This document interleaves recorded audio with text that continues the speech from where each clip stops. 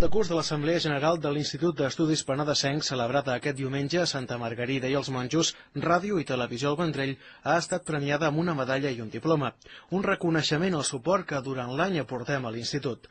El reconeixement al mitjà de comunicació local del municipi valora la importància de la difusió de l'entitat per tal de fer arribar al conjunt de la població les diferents activitats que organitzen.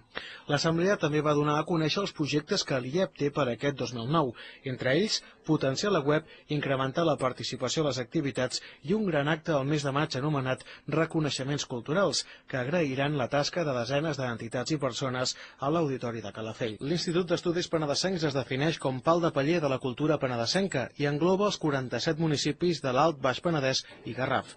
L'entitat representa una associació cultural per l'estudi i la divulgació de la cultura i el territori del Penedès, creada l'any 1977 i que compta amb diferents seccions dedicades a la geografia, la filatèlia, a la toponímia, a la història, al medi ambient, a l'excursionisme, la literatura i ciències socials.